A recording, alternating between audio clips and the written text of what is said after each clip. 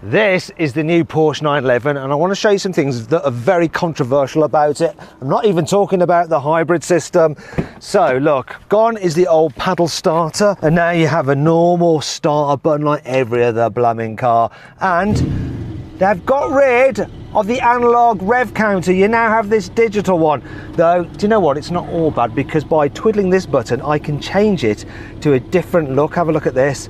You can now have it like a classic Porsche racing car with the rev counter and red line towards the top. Now in this video I'm going to tell you everything you need to know about this new 911. I'm going to talk you around the exterior. Why? Why now? The interior. I'm going to try and explain its technology and how it all works with the help of some VR.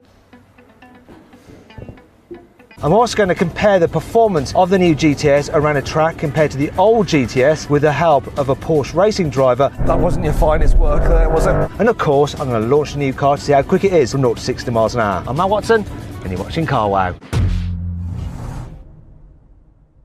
Let's start this video by talking about the design of this facelifted Porsche 911, the 992.2 generation. Now, there's one big change. Can you tell what it is? I'm going to give you a clue. Wait there.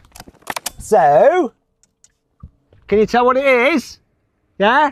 Now, the indicators are integrated into the headlights, so that's allowed them to redesign the bumper. Now on this GTS model, you get some more changes as well. You get these fins here at the front, which can open and close depending on whether the brakes or the engine need more cooling or not. I'm not a fan of these really. I prefer the look of the front of the old GTS, but you tell me what you think. Moving down the side, we have new alloy wheel designs. On the Carrera, you get 19s at the front, 20s at the rear. Here on the GTS, you have 20s at the front and 21s at the rear, and the GTS gets center locking nuts like on the GT3 RS. No major changes apart from T-hybrid. It's a big thing. We'll get onto that in a moment. Then moving around the back, you have a new rear bumper design and a new rear diffuser. And on the GTS, loving this, centrally mounted exhaust pipes. They look cool. I much prefer those than the old kind of wider exhaust pipes. They're like on a GT car, aren't they? You also get a new location for the number plate. It's a bit higher up than before. Redesigned rear light bar, and these fins on the back are slightly different than on the 992.1 generation. I'm liking the look of the back more than the old car, but I like the look of the front of the old car more than the new one. Here on the inside, the biggest change of this facelifted 911 is what I've shown you already, the fully digital driver's display here. So now what they've done is made sure that all the dials can be viewed from within the steering wheel, unlike on the pre-facelift car where some of them were blocked by the steering wheel. So that is good actually, and you've got different views you can scroll through. Look at that, there we go. And there's that other new one that I showed you there, which is like the classic Porsche. I do like that. All models now come with the drive select mode, even the entry-level Carrera. And the GTS obviously has some upgrades, so you get Alcantara effect race text on the steering wheel, here on the doors, here as well, and down here. Also, you get it here on the seats. You can, of course, upgrade the seats to racing style buckets, and the GTS also comes with the Sport Chrono as standard, and you can choose whether you want it in black or red, and if you have it on red, then your digital tachometer is in red as well. Oh, another thing the GTS gets is carbon fiber inserts here,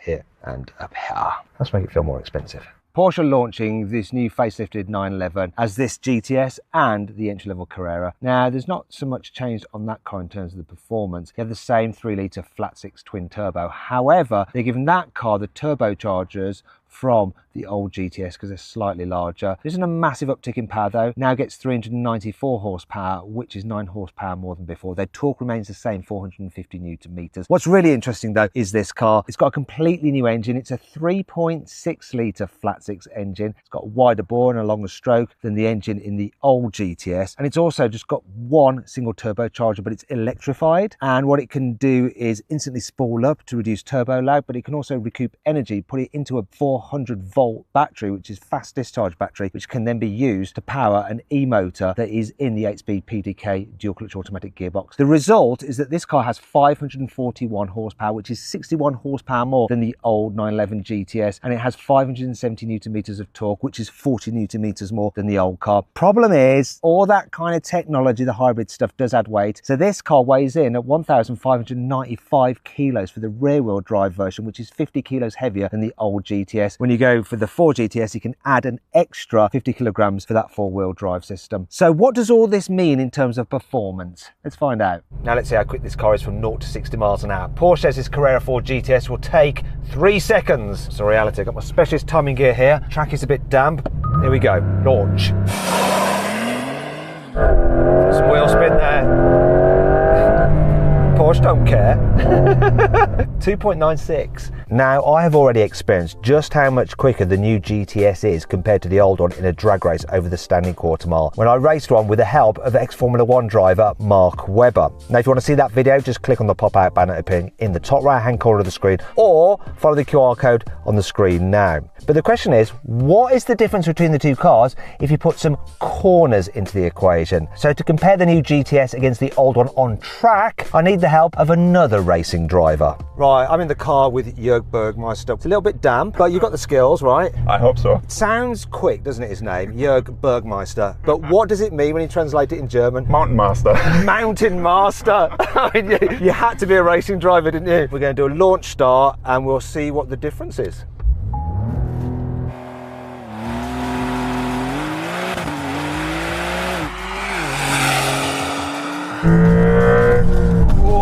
Typical, you come to Spain and the track is slightly damp. You know, we weren't expecting rain, but here we are.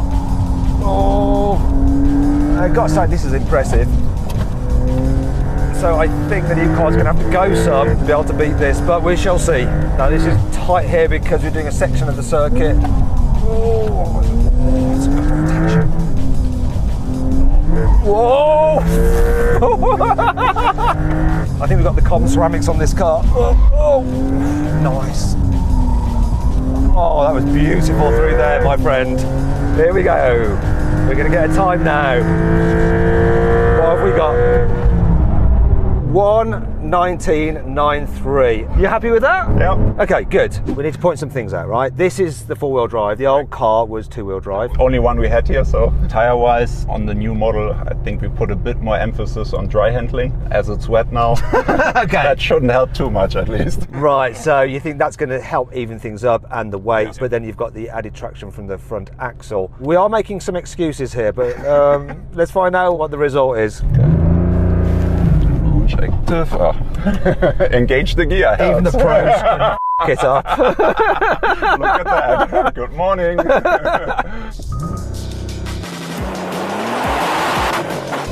Right, that's definitely quick off the line. A little late. Whoa. The punch definitely out the corners, the initial drive. Obviously it's benefiting from the power going to the front, but you can feel the engine. Yeah, it's definitely stronger. A little late. That wasn't your finest work there, was it? Is that working? Damn it! Okay, well. That's quite handy because you cock that corner up a little bit. Yeah, and on the start I shifted too late. You shifted too late! The Porsche gods controlled that, you know. Old Apparently. Ferdinand up there was like, no. No, not good enough. Take it off the line.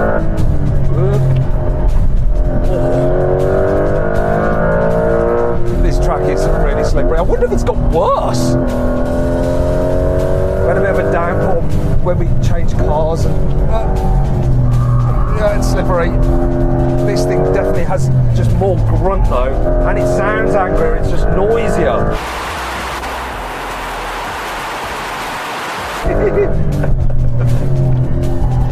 That's nice through there. Here we go. 1:19.93 to beat. What's it gonna do? We're coming round now. Feels quicker. Is it quicker? There we go. 1:18.53. That's quite a bit quicker, really, don't you think? Yeah. What proportion of that you put down to the four-wheel drive system? 3/4. At least a second is down to the engine performance. Yeah, I would say so. Wow. So the new car is quicker than the old one, but let's find out exactly how it is quicker, and let's do that as quickly as possible.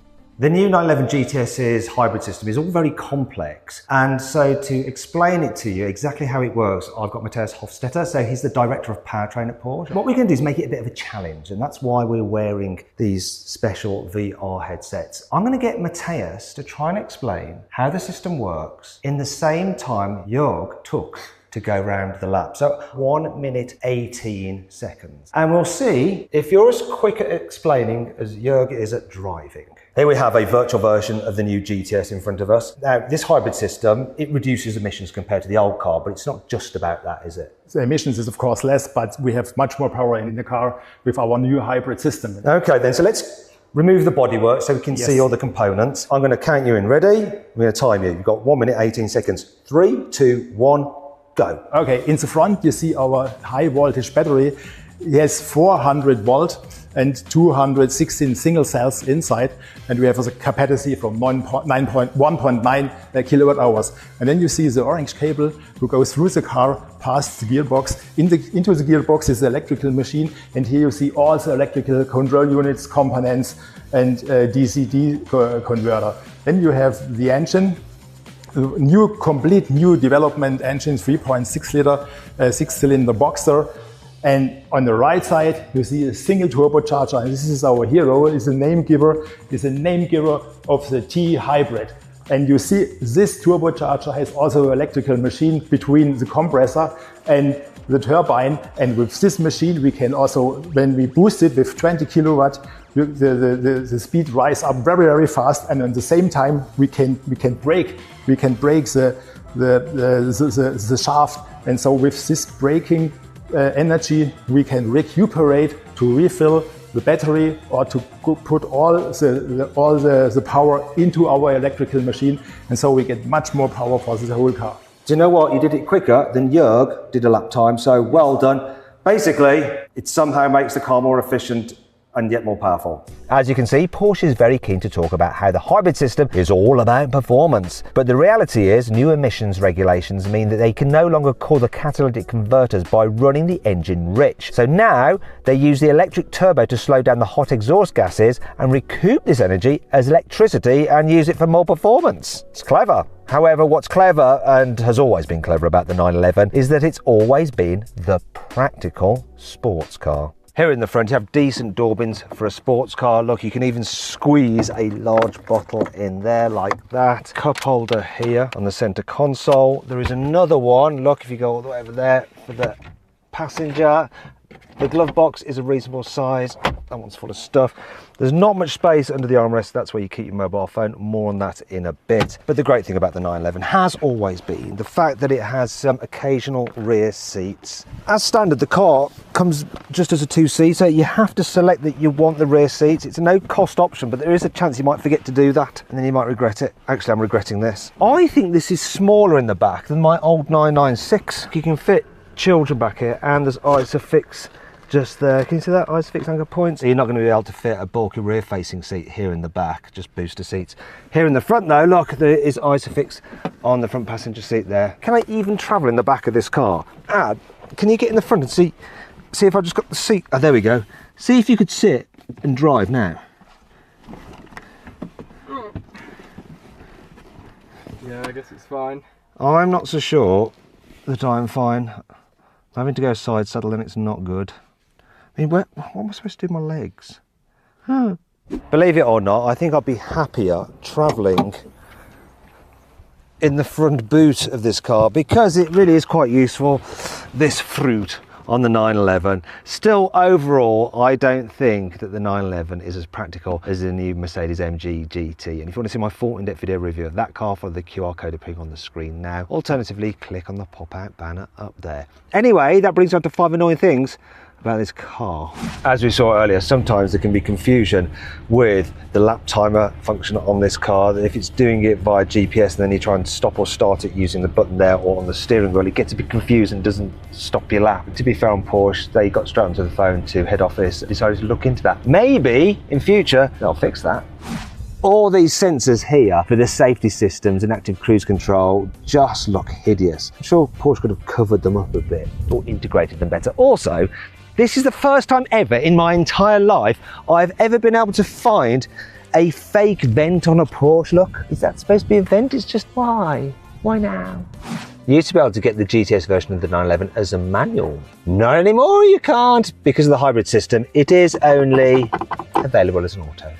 The hybrid tech does not come for cheap. You see, this new GTS costs from £133,000, which is almost £11,000 more than the old car. If you want the four-wheel drive version like this, it's almost £140,000. And that's before options. The car's hybrid system emits a high-pitched whining sound under certain circumstances. Now, I actually can't hear it. You see, as you get older, your sense of hearing drops off. You can't hear such high frequencies, but Adam, who's under 30, can hear it. Now, it appears that it only happens when the car is sort of coasting and you apply a bit of throttle, and the throttle isn't being used to actually power the car forward because it doesn't need it, but instead it's putting energy into the battery. When that line goes green and I'm actually accelerating, Can hear it. there, yeah, you can. So odd, doesn't matter probably for most Porsche buyers because you're going to be like over 40 anyway and you won't be able to hear it, but younger people can. It's not all negative though. Here's 5 good things about this car. There's a new axle lift system available as a £2,000 option. It's not fitted to my car, but this Cabriolet has it, and you can raise and lower the nose much quicker than the axle lift system you got on the old 911. Watch this. Up. Down. See these little vents here? Those are special cooling vents for your mobile phone. So when you're wirelessly charging it and it gets a little bit hot, it'll actually blow cold air over the back of your phone so it doesn't overheat. Now if you spec the carbon ceramic brakes on the GTS, you get the ones from the Turbo S, which means 1, 2, 3, 4, 5, then 5 on the other side, 10 piston calipers at the front, gripping a 420mm disc, and then 4 piston calipers at the back with a 410mm disc. Also, what's really good about the GTS, regardless of whether you go for the carbon ceramics, which by the way cost £9,000, is that there's no brake blending. So you don't have any regen braking at all on the brake pedal. You do have some recuperation through the motor in the gearbox when you lift off the throttle, but the advantage of not having it through the brake pedal means that the brakes feel perfectly natural, like you want from a 911. Adaptive dampers are standard, and the GTS sits 10mm low to the ground in the standard Carrera with stiffer springs and retuned dampers and anti-roll bars. Plus, it gets Porsche torque vectoring, so a continuously variable limited slip differential on the rear axle, plus rear axle steering, so it'll turn the rear wheels in the same directions as the front at high speeds to make the car feel more agile and stable, but it also turns them in the opposite direction at low speeds to make the car more maneuverable. Now you're going to be able to order the new GTS with Porsche's dynamic chassis control, and that's basically active anti-roll bars that can alter the stiffness of the anti-roll bar mid-corner to improve the handling and keep the car nice and flat through the bends, and it uses that high voltage battery from the hybrid system to power the anti-roll bars so that they can respond like that. You can get new HD matrix headlamps as an option, and they have 32,000 individual pixels, so they can like blank out their beam really accurately so you don't dazzle oncoming drivers, and they can even project the actual outline of the car on the road ahead of you so you know exactly whether you're going to fit through a gap or not. And the best bit about them, they can illuminate the road up to 600 meters ahead of you. I want them. Let's have a listen to the cold start on this new T-Hybrid engine. Sounds pretty good. A few revs. I wonder how that compares to the normal base Carrera.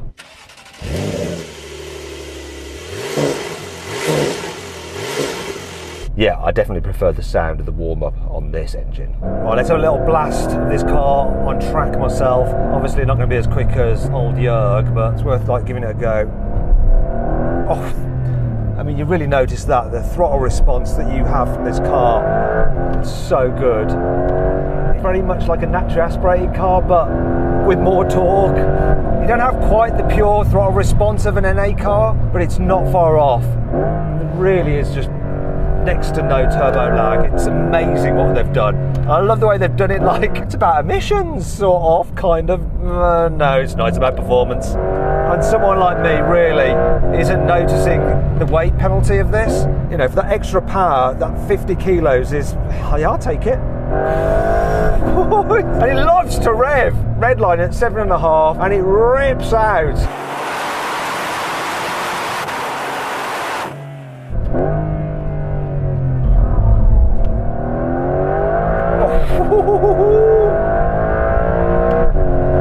Mega. Tell you what, this new anti-roll system certainly does a job. Keeps the car super flat, makes it just more predictable when it starts to slide. And these brakes, carbon ceramics, which are now upgraded from the Turbo S, just so much stopping power, which you need because you've got all of that extra performance. The only thing that I really want to know is what the heck are they going to do with the Turbo S? It's just going to be madness. The truth is that actually very few people will drive their cars on track. And you could say the new GTS is almost too fast for the road. When you get out on a twisty road, obviously you can't push it like you can on a track. Look there, the speed camera warning sign. And the fun road is no more. No, I'm in Sports Plus, and actually the way this is going over those rumble strips is pretty impressive. The speed limit has increased. Now, this is the benefit of this engine, watch this. So I'm just like, cruising, this is third, let's go into fourth. 2000 RPM, watch the speed climb. Look at that, it's on it straight away. I'm not sure about the noise. I mean, I like the noise, but I've got a sneaky suspicion that some of it is augmented and being played through the speakers. Do you know what, after you've been on track and then you're out on normal roads, sort of feel like the car's potential is totally wasted. To really feel the benefit, you have to be going substantially over the speed limit, which is just not acceptable. I had my fun on track. I'm just going to go to automatic, whack it into normal, reset the trip computer, and we'll see what the economy is on this car. Oh, by the way, look here, you can see the power distribution from the electric turbocharger to the battery, from the electric turbocharger into the motor, blah, blah, blah, blah, blah. Let's see what all of that stuff does for the economy. Well, I'm just cruising about. This is a good opportunity to evaluate the car's comfort levels. So there is a bit of wind noise coming from this pillar and the door mirror. The tyre noise isn't as bad as I remember. I don't know whether it's new tyres or what, or maybe it's just I'm used to my GT3 RS, which has far less soundproofing, and that's quite noisy. One of the great things about the Porsche 911 has always been its everyday usability. Despite all the upgrades, those adaptive dampers do a great job of not only keeping the car feeling nice and sporty and flat in the bends, but dealing with bumps. I mean, it's no like luxury limousine the way it goes over bumps, but it's still pretty impressive. Look, these are the most awful and abrupt speed humps, and not too much of an issue. It's reasonably manoeuvrable. Why do I feel like I've gone the wrong way? Let's just keep going. Right. Definitely need to turn around. Can we make it round? We've got rear axle steering as standard on this car. Oh no, I've got myself into a right pickle. Thankfully, we get a reversing camera as standard. Believe it or not, my 911 GT3 RS, I had to pay extra for a blooming reversing camera. Thankfully, the steering isn't overly heavy, and we've got front cameras. This is what I don't have on my car. It doesn't have like the all-round view cameras. You can't even get it. I really wish it had them, because the dash is quite high in this 992 generation of 911, so you don't get quite the sense of where the very end of the car is like you do in the older 911s. Well, you don't if you want to sit nice and low. You can jack your seat up, then you can see, but who wants to drive a 911 like that? You need to be like slammed with your ass on the deck, don't you? To be fair, like for a car with this amount of performance and what it's like to drive, the turning circle of 10.9 with the rear axle steering is so good. Let's see if I did make an error. Whoopsie. I think I've illustrated that while the car can cope with town driving nice and easily, its drivers sometimes can't. Actually, I should give a mention to the car's gearbox for how well it just like blends the gears together. So seamless and smooth. The only thing that's disturbing me is the speed limit warning sign chirping on. That's interesting. Coming out of those roundabouts, I'm not going to say it's as crisp as a naturally aspirated engine, it's not. The gap that you get with like turbo lag is just almost eliminated. Not entirely, you can just a little bit, but it's like, and it's on. That is the lag, and the is on it. There we go, Porsche. Using hybrids in the right way. Now, we don't have axle lift fitted to this car. I want to pull into the gas station. Am I going to regret it? Should you have axle lift?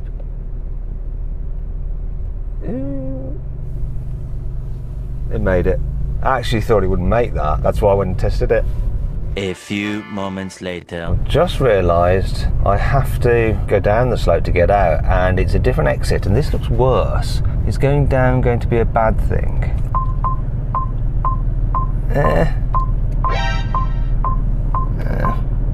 I think we're safe. What was that like? That was extremely close on this lip here. Get yourself the axle lift for sure, right? You're just gonna have to get it. Right, let's see the trick computer. We've done 76.9 kilometers, average of 9.3 litres per 100 kilometers, 30.37 miles to the gallon from a car with 541 horsepower that can go from 0 to 60 in just under 3 seconds, as we've seen today. Hybrid for the win. And it's not even a plug-in hybrid.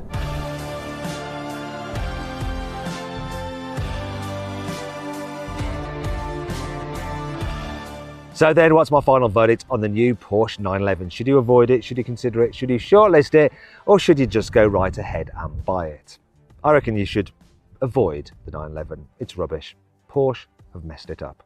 I am, of course, joking. Yes, this is still the best all-round sports car you can buy, and if you can, you should just go right ahead and buy the new 911. But which one should you buy? Well, in the past, I'd always recommend either just get the Carrera, the entry-level car, because it's all the sports car you really ever need, or go the whole hog and get a Turbo S, or if you can, a GT car. I never really rated the GTS, even though actually most buyers saw it as a sweet spot in the range. Now though, I think this new hybrid turbocharger and the 3.6 engine set the GTS apart and make it worth the premium over the other models. And so if you're looking for a 911, I'd say get the GTS. It really is the sweet spot in the range. Anyway, I hope you enjoyed the video. If you did, give it a like. If you want to watch some other videos, click on the video windows. And if you want to sell your car the easy way and have dealers all across the country bid on it, click on the CarWow logo.